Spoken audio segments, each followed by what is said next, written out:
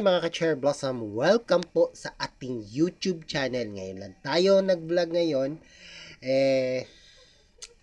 Nung isang araw, ayan. So, um,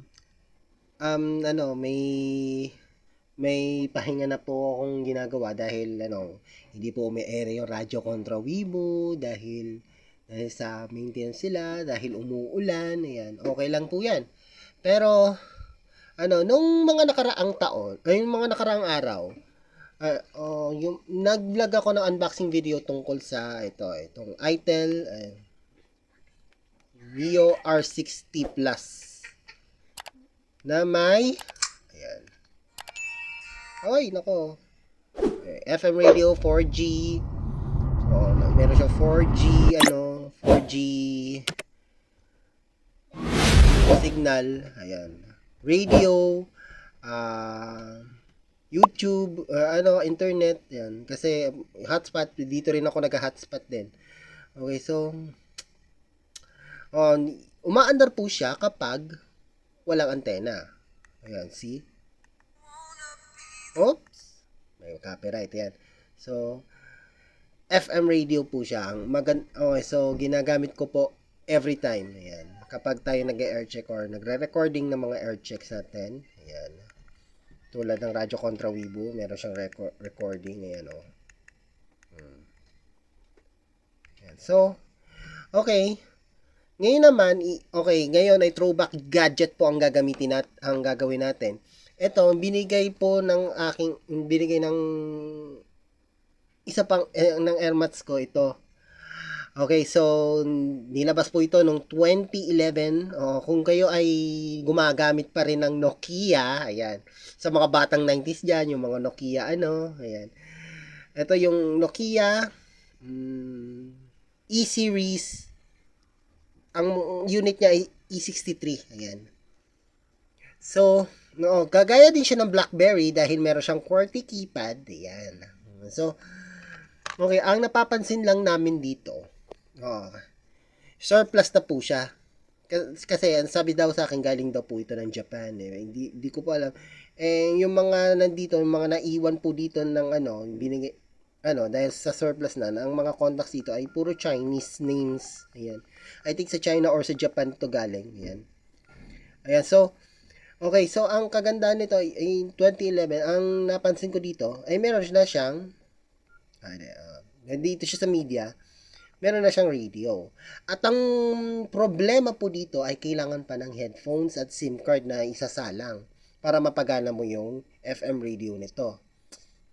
Ayun, so, yun ang dito, yung security nito, yung gagamit ka ng headphones, FO jack, ayan po yun, na magkokonekta sa radio. Okay, mamaya natin gagawin to. So, subukan natin yung camera. Meron din siyang Bluetooth at recording. Ayan. So, also, gagamitin muna natin yung camera for a while. Itong Nokia E63 E-series. Okay, so ngayon ay gumagamit po tayo ng video camera nito ng Nokia E63 E-series. Medyo yung audio nito mukhang telephone quality. Pero yung image niya is nasa 2.0 pero grainy tapos malabo. Ang camera nito ay nasa 2.0 megapixels. Kasi yun ang po yung quality ng camera niya nung 2011. Hindi katulad ng mga Android phones. So, okay, so medyo grainy yung sounds ko dito. Ayan, so and image, ayan, papakita ko na lang sa screen, ayan, napakabalabo talaga ng konti. Pero susubukan natin siya sa recording and then magbo-Bluetooth ako. Pwede po siya sa Bluetooth. Iko-connecta natin siya dito. So, yun lang and susubukan natin mamaya yung radio.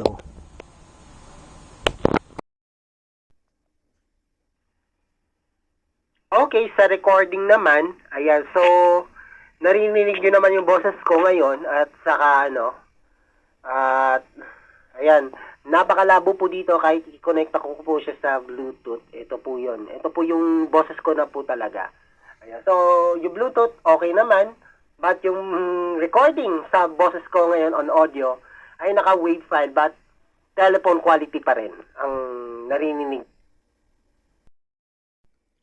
Okay, pasensya na po dun sa sa flash kanina. Ayan. So, ito okay, susubukan na po natin yung radio niya.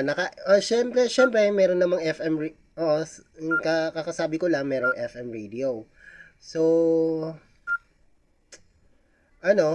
gagamitin natin yung radio niya. Ayan. So, sana walang copyright Subukan natin yung radio. May opening yan. Oops, ay nako. Ay nako, may copyright. Hanap tayo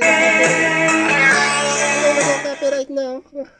Hanap tayo ng hindi copyright sandali hahanap tayo.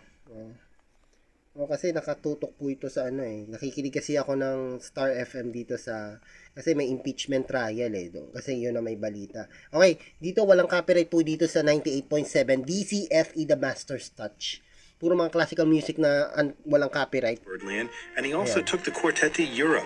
He was featuring a new addition to his repertoire written by Cuban percussionist Mongo Santamaria.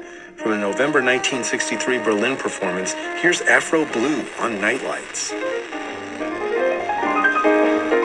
Paano kaya pag ginamit ko po ito sa Radyo Contra Weibo? Gagana kaya ito sa pirate radio? Kasi FM kasi ang pinagagamitan dito Hindi ko alam kung may RDS to.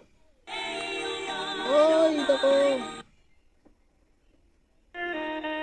Kung may RDS, kasi pwedeng kumonekta sa sa internet. Yan. Internet station, FM radio station, ganyan. So, ayan, gumagana po talaga sa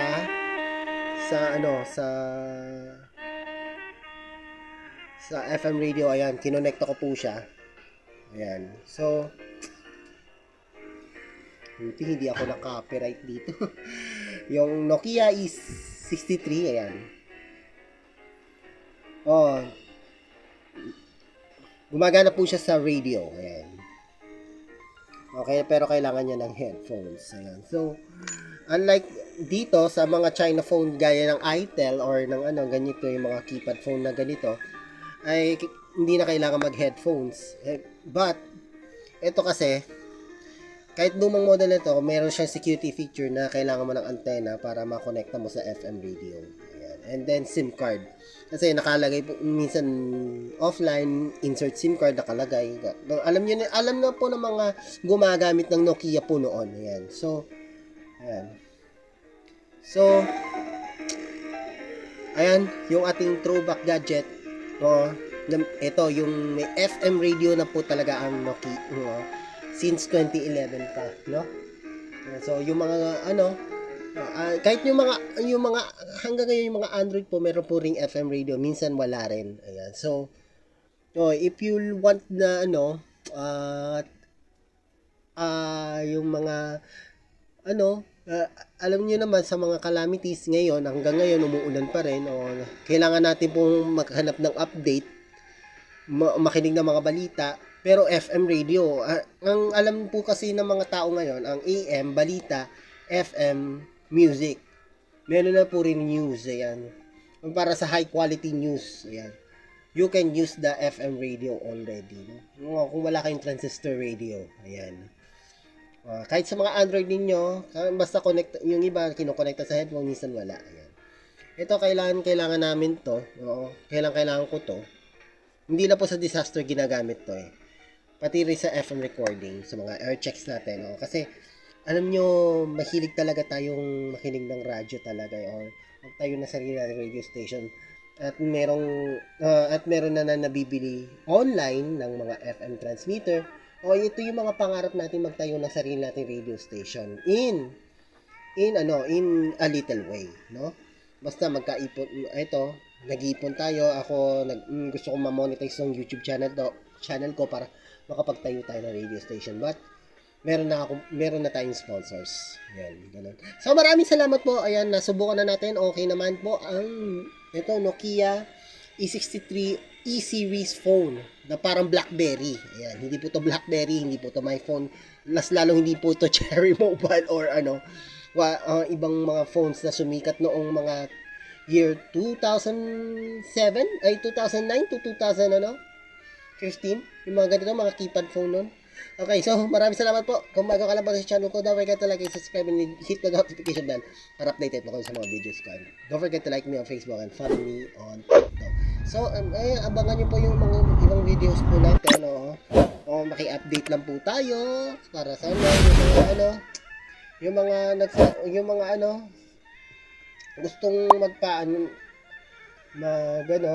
mag-donate.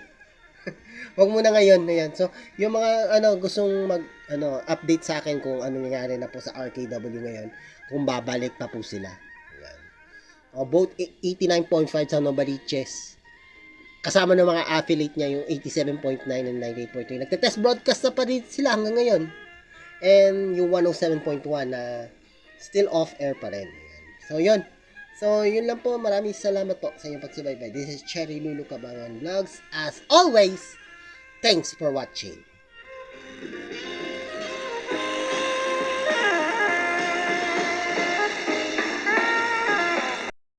Ko muna ito pahabol ko. Mas madali na po mag-type po kasi QWERTY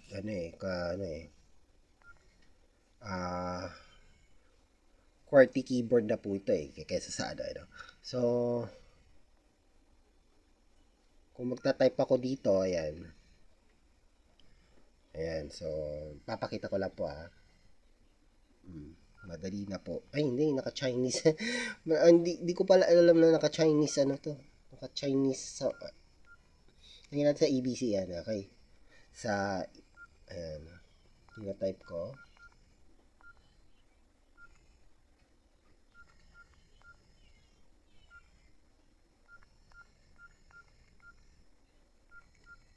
Yung name ng YouTube channel ko.